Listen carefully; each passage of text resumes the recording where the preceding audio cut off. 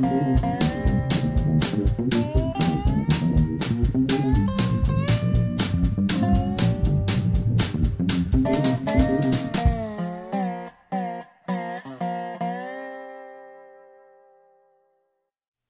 Monk, Prairie Monk, WAFT Champaign, 90.1 on your FM dial. And Dave on the board. Today is Sunday, November the 5th, 2017, and this is the Prairie Monk Show. Daylight saving. That's right. Make sure that your clocks might say 12. In fact, it's only 11. That's why we're on the air right now. I'm not a fan of daylight saving. It has to do with your biorhythm. For just a couple of days, you've got to get sorted out. Millions of people doing the same thing.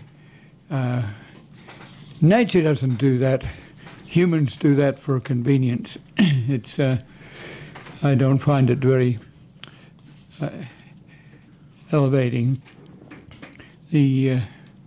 Some of the research are finding out that when you do that and you put people into a dark night, like tonight is going to be much darker, you end up using a lot more energy. And if you are dependent on energy, then you're going to send into action the coal industry energy, because that's the backup. So, I think the East Coast is thinking of going to a different paradigm. It really, I don't see it very necessary. So that's my rant for the moment. It's been an interesting week.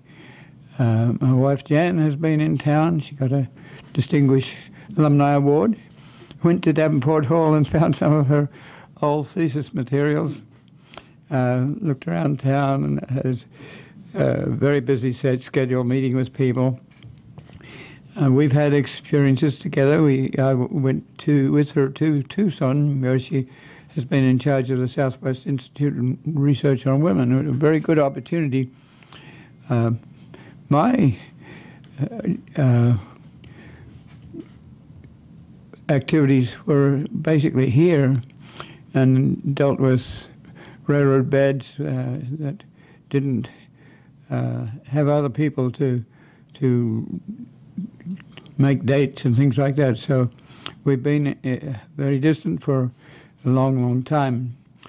So it was very good to have Jan in town. And there's a few other things that upset me about Tucson, and one of them was the lack of water and pulling water from the Colorado River, which ends up being very salty and not much water in it, and pulling water out of historic aquifers that aren't replenishing was a major deal for me. If you have to be in the Southwest, that's okay, but to all run there is a difficulty. Grand Prairie Friends had a rattlesnake master run that we worked with for 7 years and gave over to Grand Prairie Friends. It provides awareness, and it's a fundraiser, and it's good for health. The farmers market closed outdoors, but it will be indoors in the future. There was an attempt to see if it could run on Sunday as well, but that didn't work out. Produce has a problem because it has to load into that indoor market, and that can be a tough job. There's a boneyard cleanup, and you'd be amazed what you get out of the boneyard. In Campustown, the boneyard is to a large extent covered over, but with a big dig, it's open. And when you get to Urbana, it's open too. You can use these places to do interesting things. There was a folk and music festival. David, you might like to say something about it. Did you have a harmonica workshop? I sure did, as always. I had a nice class of folks yesterday morning. In fact, I may have broken a record. There were something like 15 students for this year's, which makes it kind of chaotic because you're looking around trying to figure out, I hear some wrong notes here. You can't point to one person and say, okay, you're breathing into the harmonica when you should be blowing out through the harmonica. But yes, I actually brought one of my harmonicas. The focal point of the entire 2 hours is when you make the transition from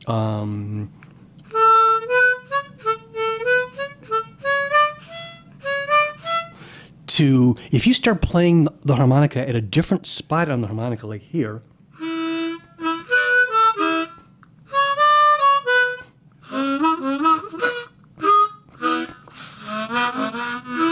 et cetera, et cetera. It's kind of hard first thing in the morning. But anyway, so that's the same instrument that plays children's melodies also will let you play the blues as well. And there are plenty of blues albums out there with harmonica players that will prove that to you. There are some very sophisticated harmonicas. We actually talked a little bit about that too. You can actually buy 2 harmonicas attached together with a button on the side that lets you alternate between them. These harmonicas only have, for example, if you have a C harmonica, all you have are the white keys on a piano for a span of 3 octaves. You get no sharps and flats, none of the black keys. So if you have a C chromatic harmonica, the button when you press it gives you essentially all of those sharps and flats. And so you can actually play. If you've ever listened to Sesame Street, you've heard oh dear, this is awful. I've just blanked on his name. There's a chromatic harmonica that plays through the Sesame Street theme song, and so that's the way he can play all of those cool notes is by playing a more sophisticated instrument than something you can typically get for less than $10. If I think of his name, I'll blurt it out. But I even had an album of his at the show yesterday at the workshop and have completely blanked because again it's in the morning and. I'm got to tell you, I'm thankful for the extra hour because I am so a night person that the extra hour today was welcome. Yes. I still can't remember the harmonica player. There was a board game activity in the mall where they were teaching people how to create a board game, and people could come in and ask questions, and that was interesting. Sharon Mundy was running a health workshop in the Independent Media Center, and lots of activities. Sometimes you don't know which way to go. I'm trying a new one today. One of the things we have a problem with is including visuals on a radio program. So yesterday, Ron Sleater came from Decatur, and we went seed picking at the Prairie in Rantoul. We had some poor choices. Yesterday was a foggy day, and it was cold. But if you dress properly, you're okay. The prediction for the next 4 days was rain. So we either went yesterday when it was relatively fine, or we would lose more seed to rainfall. So we look at Pope Prairie fondly. It's doing very well. It's coming back as a prairie on what was a gravel pit. It has surrounding remnant. It has a remnant near the railroad, but the off-road vehicles have found it, and that's extremely disappointing. We need signs. We need a grid, a scientific grid that puts a post every 50 foot in a square so that you can find your way back to species. But it also alerts people to the fact that it is a research opportunity and a place where we do want to monitor. So I've put together 30-odd pictures, and that I put together after we came back last night. And so we start off with a map. Pope Prairie is about a mile north on 45, past Rantoul. It's the road bends out around the cemetery and creates two triangles, one to the south and one to the north.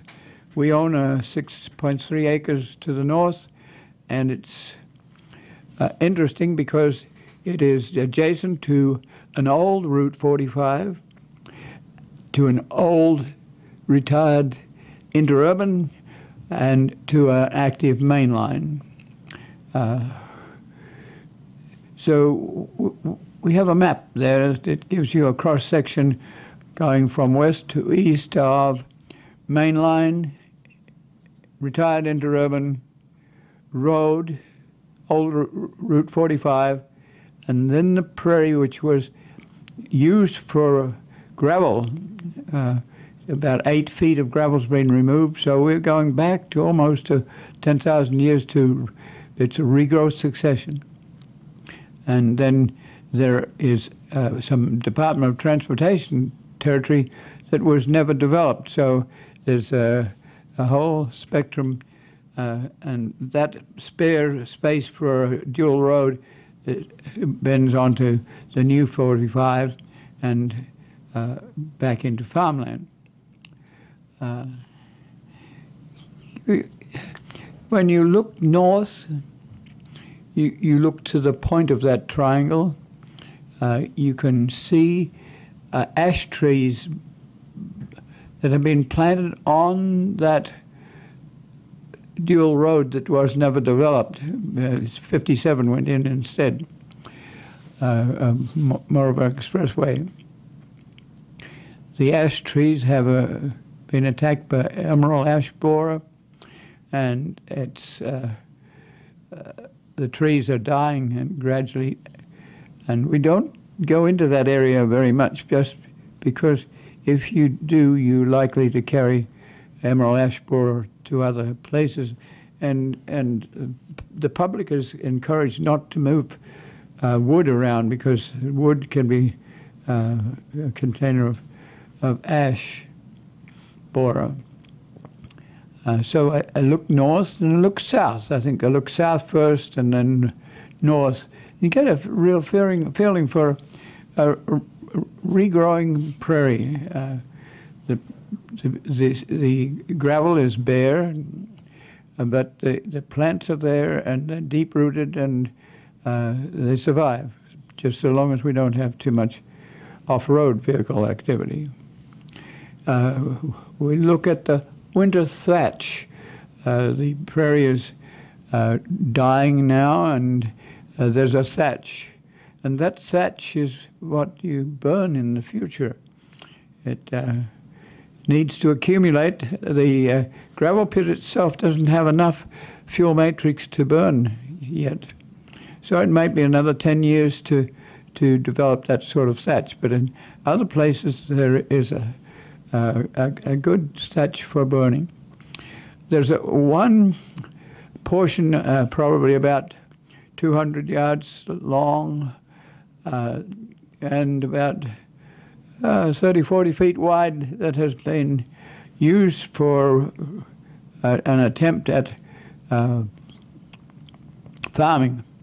And that we take the privilege of planting into with seed that comes from the adjacent remnant prairies on the old interurban and old road, and even on the modern railroad line. You can see the railroad operating as it has to go up the Bloomington Moraine, so it's a grunts to go up that hill and over and then down to Ludlow. The Bloomington Moraine is part of the glaciation, the continental glaciation that came in from Canada and brought us really nice soil and glacial till that converts, with the aid of prairie, into soil.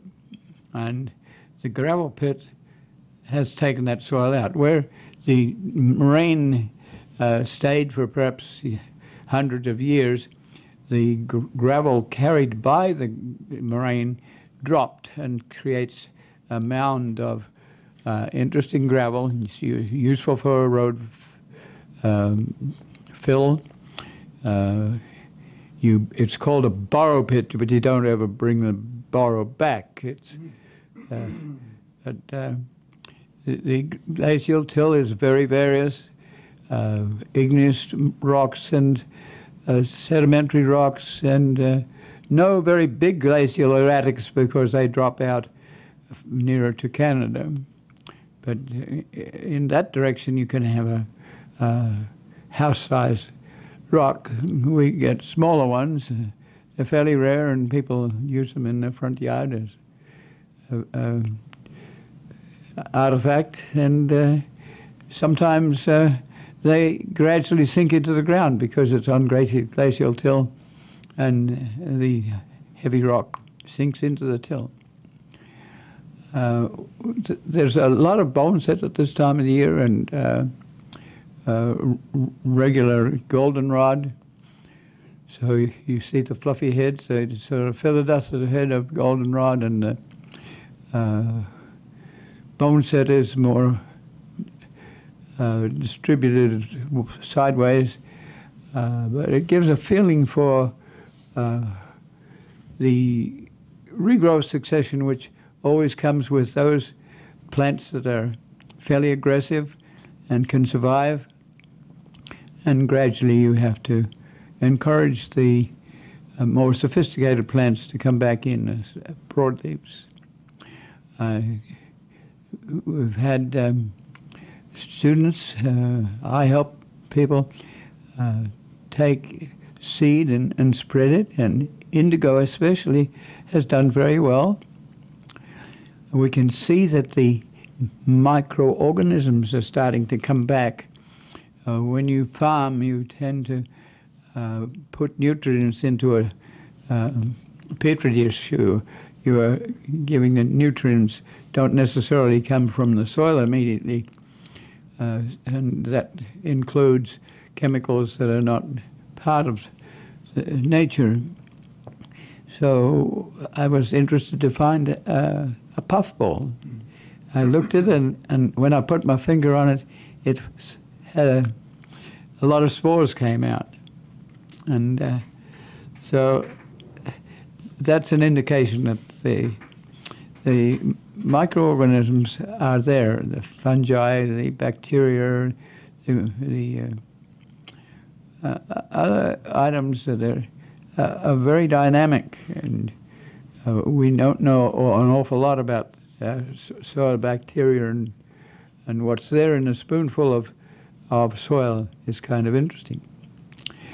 There's invasive teasels. We're near a cemetery, a little further south on the broad part of that road that goes around. It goes around the cemetery, and a very interesting dried arrangement is teasel. It is a plant that used to tease wool. It is a little spiky, but it is a terrible weed for prairie people.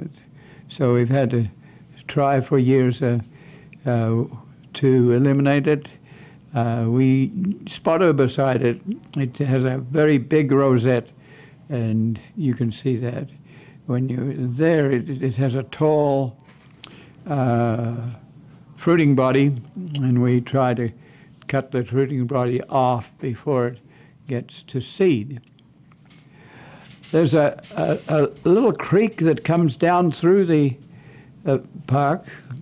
It comes off that moraine, and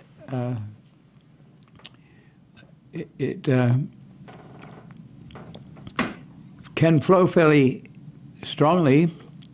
The prairie plants do a good job of controlling erosion, and you have little clumps of regeneration where a little bit of organic matter gets together and a few seeds get together, and you have a succession of plants that include liatris and stiff-leaved goldenrod and a dock and compass plant and the more common prairie plants.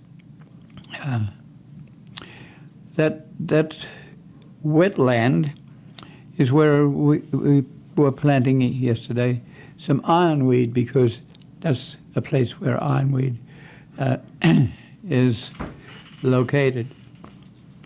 Nearby, there's a grass field which is mainly blue stem, which is fortunate because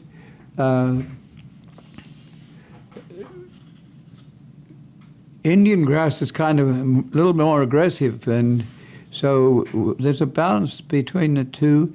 And there's also switchgrass that comes in, and you can get a feeling for the grass part of a prairie. And the grass seed comes across from the remnant on the interurban. These compass plants are getting quite large. So they belong to the Sophium family. There's compass plants in dock, and sometimes they hybridize. They're close relatives. The compass plant has a deep taproot. So does the dock. Big blue stem is more likely to have, well, it does have, fibrous roots, and probably best part of a mile of fibrous roots when it gets underway. Switchgrass stays up over winter, whereas other grasses have fallen down.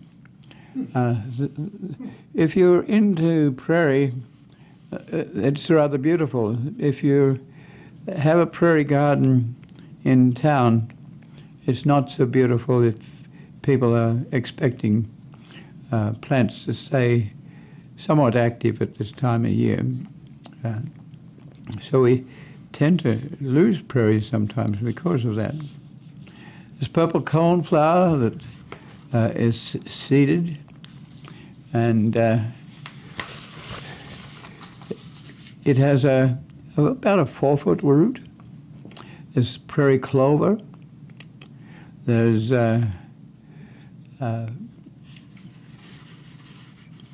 prairie roses, and on the drier parts, stiper and grasses that can handle dryness. We have an off-road problem. People with motorcycles and four-wheelers love to get into damp land, bury themselves in mud, and screw around, and they can take, this project is probably best part of 70 years old, and they can take out a 70-year-old prairie in 10 minutes. The cost of dealing with wheelies of this nature and constant use of the prairie is very difficult, because a good sign that stays up for a few years is worth $200. You can go better than that to $2,000. It's there's also the possibility of fencing. There's the possibility of putting a grid on the area so that you can go back to it and find a plant that you're watching, but it also alerts the off-road vehicles that this is a place that's cherished. They're not all bad. They're got their share of testosterone, and they look for places like this, and they don't always realize what a prairie is, and that we're down to about 0.01% of what was here, and was 2/3 of the state, and so we do not have very much of our ecosystem. The school system and the general public is not really aware of what a prairie is. People haven't seen a good prairie for 6 generations. They don't know the value of it as a gene pool. I was planting some mountain mint. It's very aromatic, and you don't know when you get chromatogram and pull out the chemicals that are in the leaf, whether one of those chemicals might be a cure for a disease we don't know about. It might be that the plant itself can become something that's edible and usable. Fortunately, the mess that's there recently is mainly motorcycles. So that's less invasive than four-wheelers, but they both get into the act, and you've got to just hope that when you go to Rantoul, you don't encounter a demolished site. We have toy fences made of rope that would indicate that this is a cherished place, but we really need to work on it. Sign has been there for more than 3 years, and it's subject to sunlight on canvas, and it's worn out, so you can't blame people for not knowing that this is a valuable site. There's rattlesnake master, there's prairie rose. These creatures are still just a little green, but they're there. So we will take that commentary that I have and put it on Urbana Public Television twice a week, Friday at 1 o'clock and Tuesday at 6 o'clock. And then it goes up on YouTube. We're not sure that people get to read it on YouTube. It's not quite as crisp on YouTube as it is on television because it's compressed some. We share with a lot of other people. And if we want people to see that sort of information, we really have to advertise, and we haven't been very good about getting onto Facebook or Twitter to advertise this. We do have field trips. We have people who know from little things like the Pocket Prairie across the road. And we need to have links so that when we talk about a program with folk and roots and a whole bunch of other things going on, we need to separate this piece about the Poke Prairie and have a link so that we can send it to you when you indicate an interest.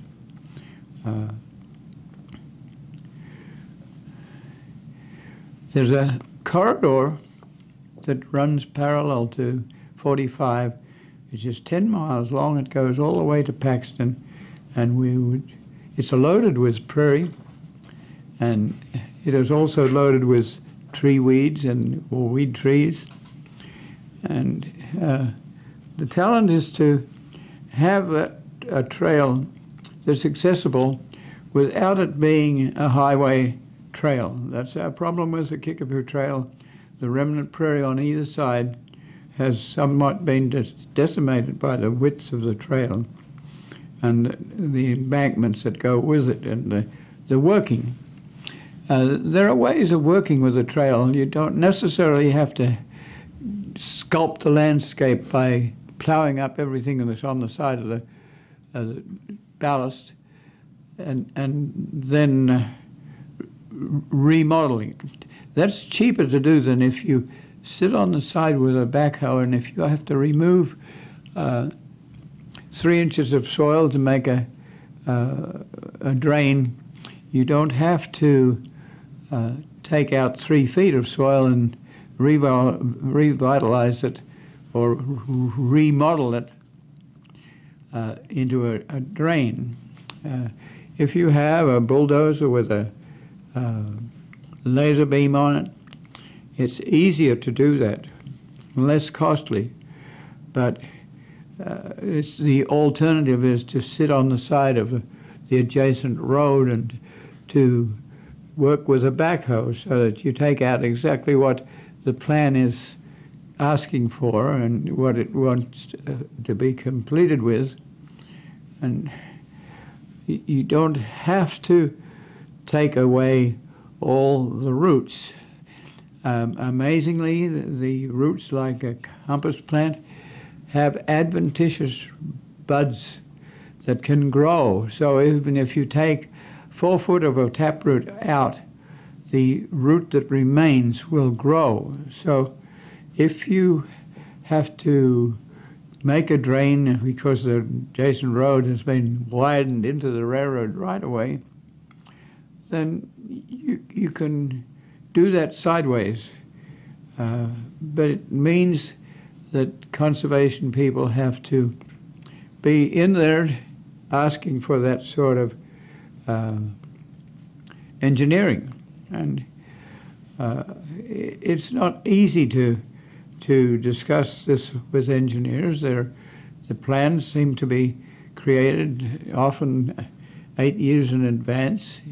You can't find out who is doing the plan because they're farmed out to people. And when you do find the organization that the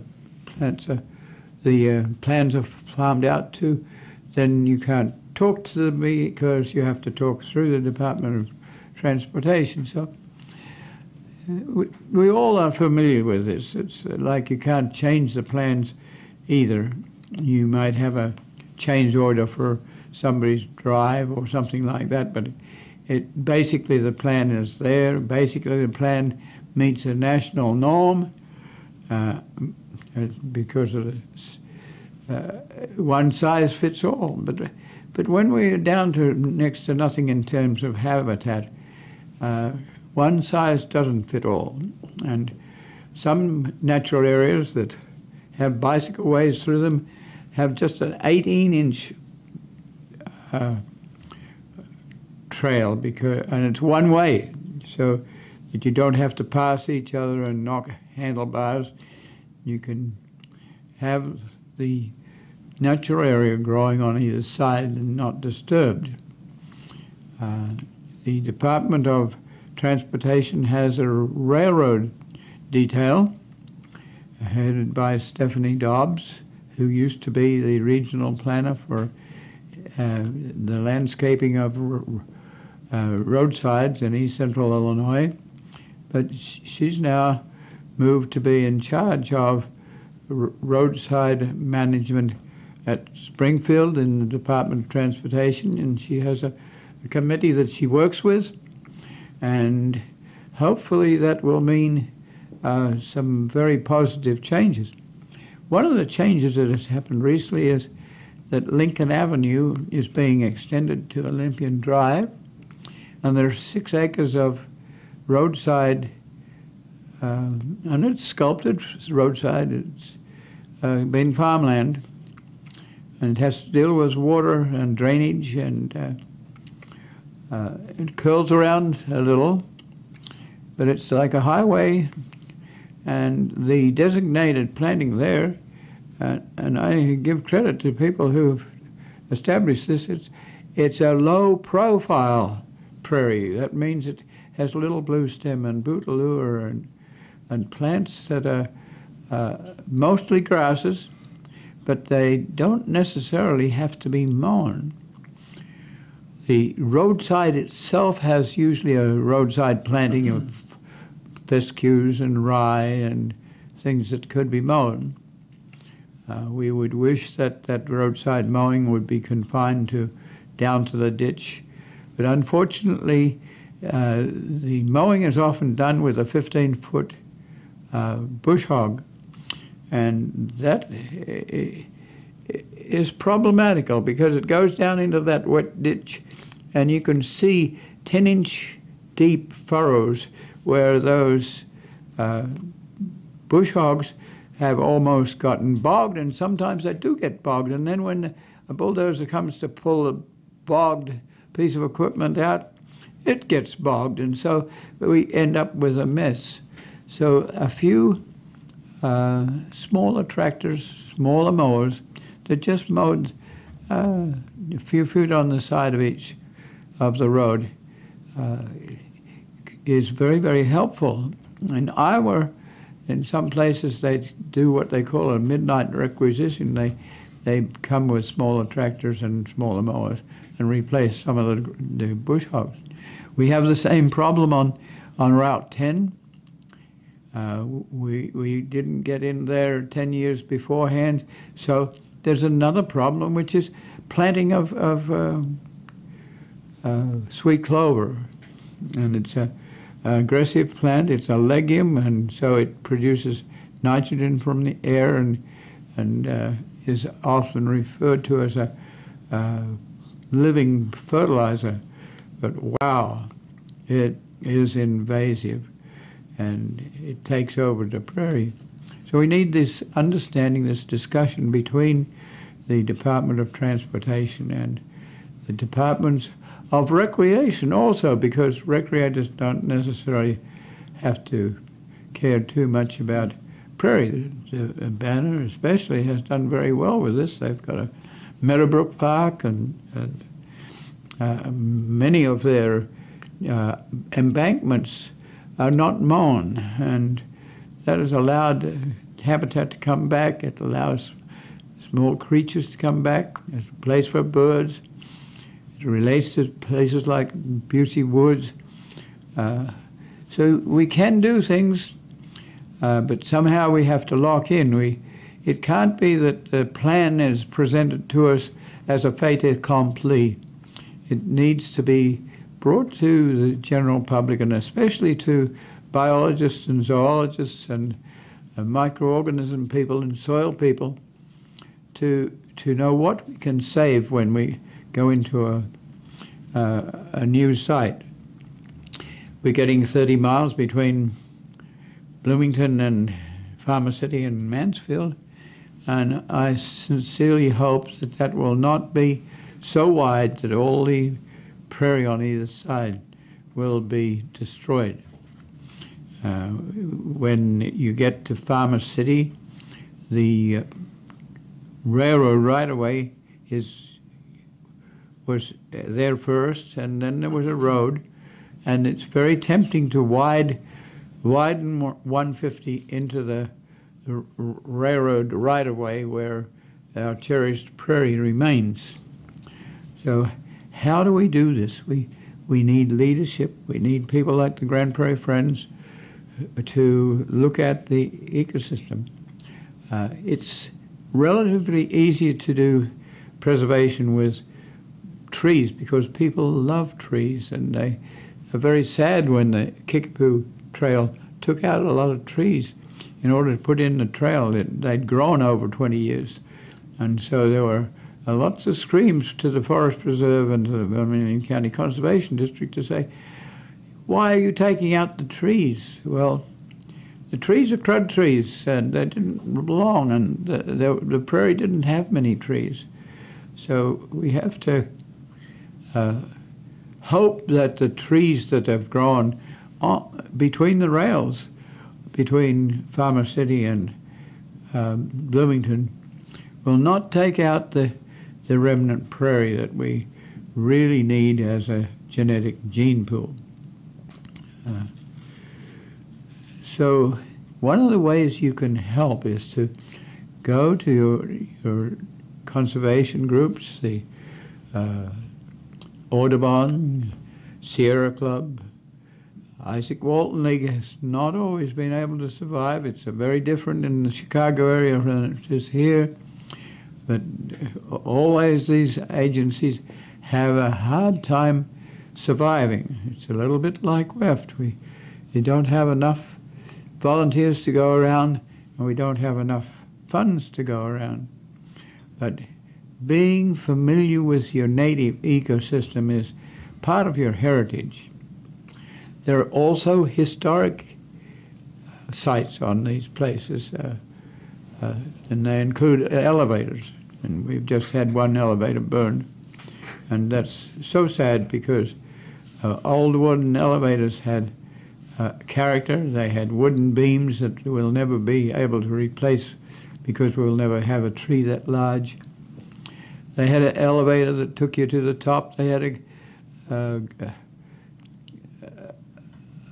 tower where you could send your grain into different bins. You loaded bins evenly so the elevator didn't fall over in soft glacial till. You sold from there. They were little elevators. They were designed so that a horse didn't have to go more than 8 miles to get to the elevator. You shoveled your grain around, you weighed it on site, and we're missing some of those weigh bridges anymore, or the weigh scales. The sidings that took 15 or 20 cars have been replaced with huge sidings with trains that can be 150 cars long, and they're like supermarket elevators, and they've replaced all these little wooden elevators.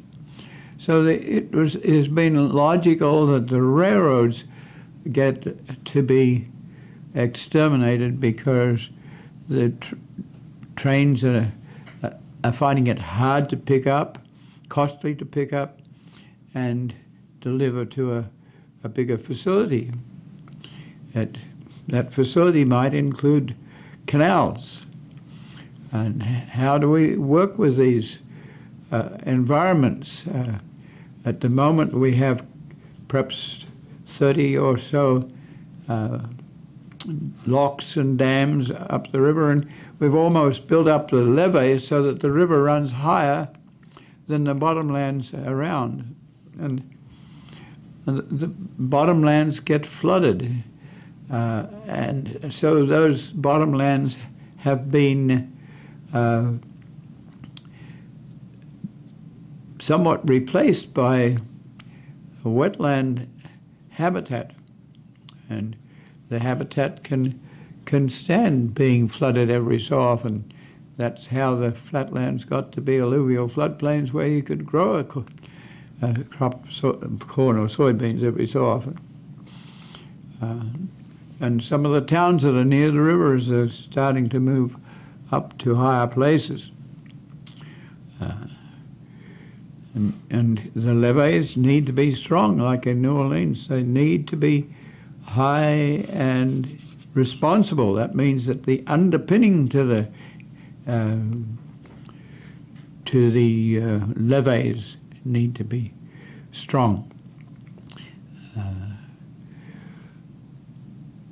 Getting back to our own situation, Heartland Pathways has been doing this for years, and it had a lot to do with the initiation of the Kickapoo Trail.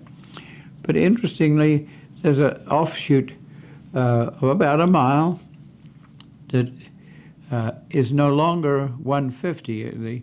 The original meander had a node, which was a little south of the rectilinear north, south, east, west road.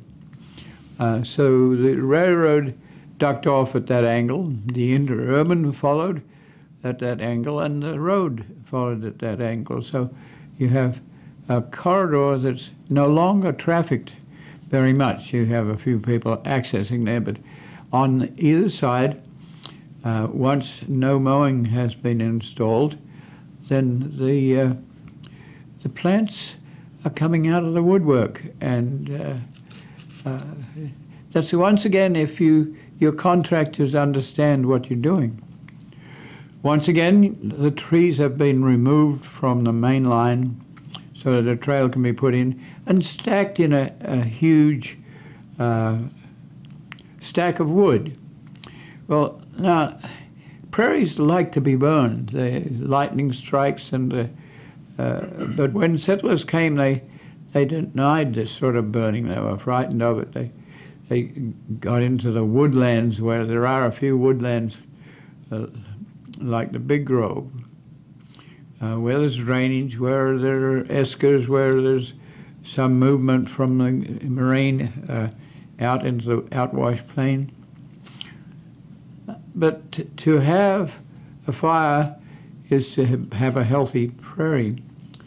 It also needs to be safe. You understand what's going on in the West. Some of the similar things have happened. The habitat has been allowed to burn and not burn when urban development goes. So the litter accumulates, the leaves accumulate. It's a different ecology, and you're lucky if you have a water source to spray on your house if the adjacent habitat is on fire. So we have these humongous man-made fires, mainly because we haven't understood that you need to burn a forest as well as a prairie.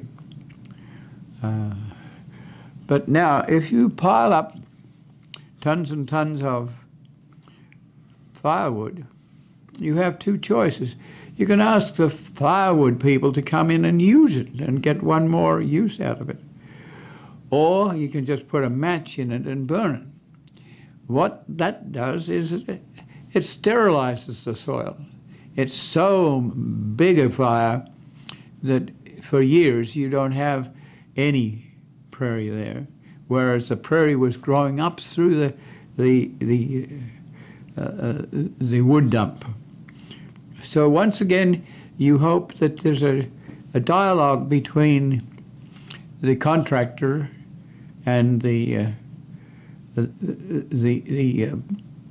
natural history people.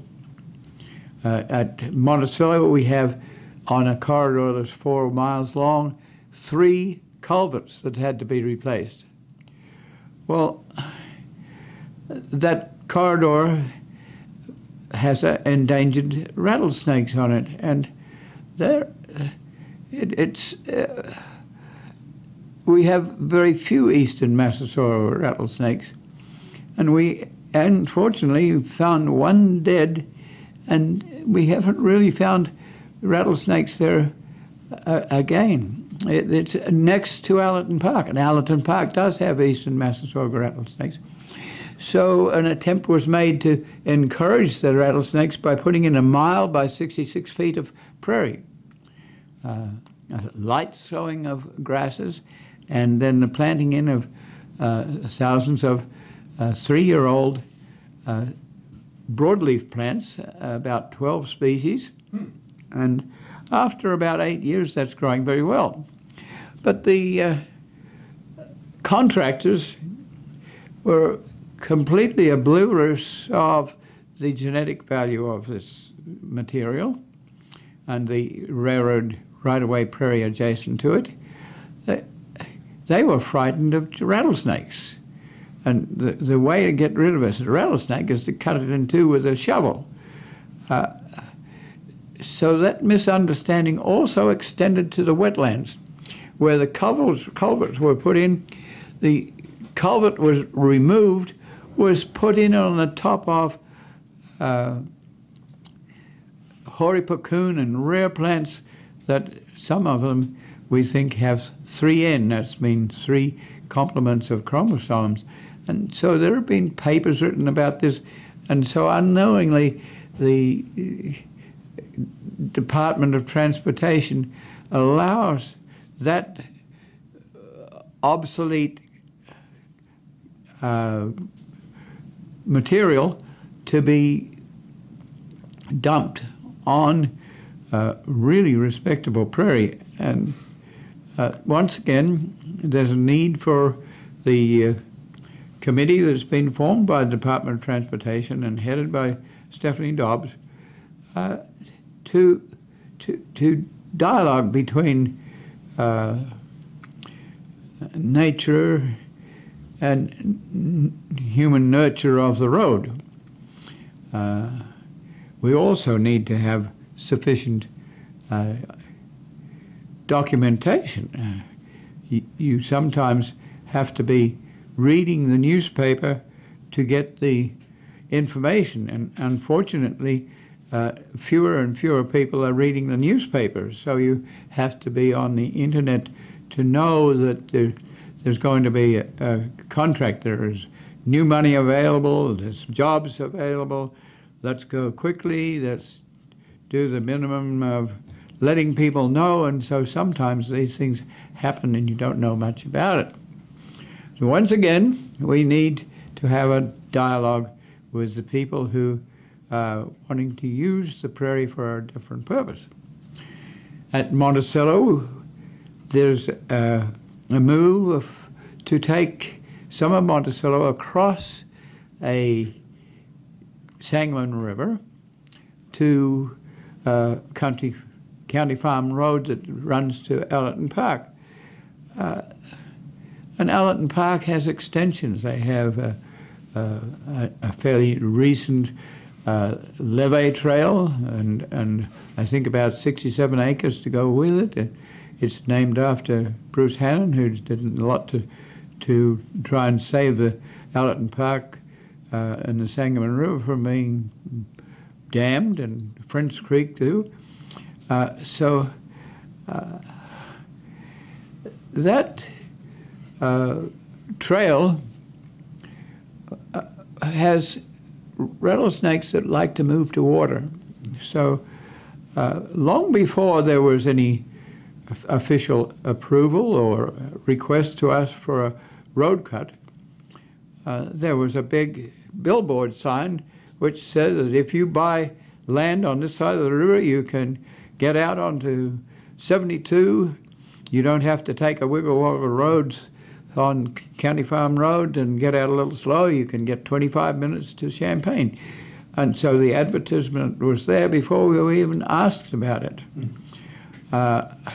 So if you have rattlesnakes, the eastern Massasauga rattlesnake likes to be in damp territory, and they tend to move towards the Sangamon River. This proposed road cut would allow a new subdivision that already had an access on another road to go out on a new road to old Route 47 and onto 72, and takes you 25 minutes to get to Champaign. Once again, we need to have a dialogue between the developers and the road developers. In this case, were not the Department of Transportation, but they were the city of Monticello. We had bought the railroad right away with Heartland Pathways. We had begged the city of Monticello to help us buy it. We didn't get that sort of support, but after the fact, we were jointly interested in a trail across the Sangamon River. And that's partially why we bought the trail in the first place, but it would almost seem that that's not what we did. That the trail was tied to the road cut because it was felt that the trail was wanted enough that the road cut would come in with it. So we took the matter to the Illinois Nature Preserves Commission, which is very familiar with people wanting road cuts through railroad right-of-ways. The railroad right-of-way is not the world's greatest natural area. It's not large, it's skinny, but it's all we have. So there was quite a lot of sympathy there at the Nature Preserves Commission. So then it was that our land was going to be condemned. If we wanted to challenge that, we would have to take it to court, and the first move would cost us $15,000. We didn't have that, so eventually we gave in to a road cut with a channel underneath it that a snake was expected to use if it wanted to get by. And that's been done in other places. The snake is usually shy enough that it's not going to go into this territory. And it's also low enough that it fills up with water, which the snakes might like moisture, but they don't necessarily like to be swimming in water. So the road cut is there, and it's a monument to how we talk to nature people. Right adjacent is a wonderful little prairie. It's a borrow pit. It's one of these places where gravel has been removed, but in a time when there was prairie on either side, the railroad went through. The railroad needed to be high and dry. A road went through. It needed to be high and dry. But then the prairie came back in, and that's one place where we have purple gentian, which is a rather rare plant for us, and it comes in later in the season. But it's a kind of an interesting plant. Just the chemicals that are in its anthers might be something you need in the future. The 2 mile of wonderful rail trail has been put in by the city of Monticello. They made it narrower because they didn't want to go with national one-size-fits-all. So Heartland Pathway still owns on either side, and the city has an easement. And it went over the Sangamon River on a truss bridge that Heartland Pathways owns. It was like putting a bridge on top of a bridge, and went to County Farm Road. And bless me, after a few years of use, it got to be so popular, a connection between the west side of the river subdivisions and Old Town Monticello, that the trail has been extended by another mile. It's the first trail is concrete because you can deal with it yourself. The second trail is chipped limestone for the moment, but it's hoped that the grant money will bring concrete to that rail too. Now, we're left with 4 miles. What do we do with the 4 miles? Can we have a very narrow trail for that 4 miles, perhaps even a one-way trail, so the prairie can go up over on the ballast, and the bicycles go on to a shared road all the way to Decatur. I think we're getting near to the end. Thanks for listening, folks. Watch us on YouTube and on Urbana Public Television, 1 o'clock on Friday, 6 o'clock on Tuesday. And anytime at all on YouTube. Dave Monk, your Prairie Monk, WEFT Champaign, 90.1 on your FM dial. And Dave on the board. And as I started to say there, you can only have a couple of particular times during the week when you can see this program, the video of it, on UPTV Channel 7. But YouTube is there 24 hours a day, so if you're online, you can simply go to YouTube, and if you type in the words in their search box, The Prairie Monk, boom, guess who's going to be the very first person that you come up with? And you've got 170 some hours of this program. So if you've ever missed one and you wondered what he was talking about that week when you were on vacation or whatever, you can catch up on with it on YouTube. And in the course of the last couple of years, we've actually created a few adjunct videos. Something that Dave only had 5 minutes to talk about during the show. We've got 10 and maybe even 15-minute videos of the Pope Prairie, for example, so you can go and see a beautiful 10 or 15-minute show that was never on. It's not part of the Prairie Monk program, but you can see it, and you can actually see what it's like to go through the Pope Prairie and see all the different kinds of plants that he was talking about today. It's now afternoon. Remember, if your clock says 1, it's actually just now noon. And that's why Shrudi's coming up right now, and the views and opinions expressed are solely those of the speakers and no one else.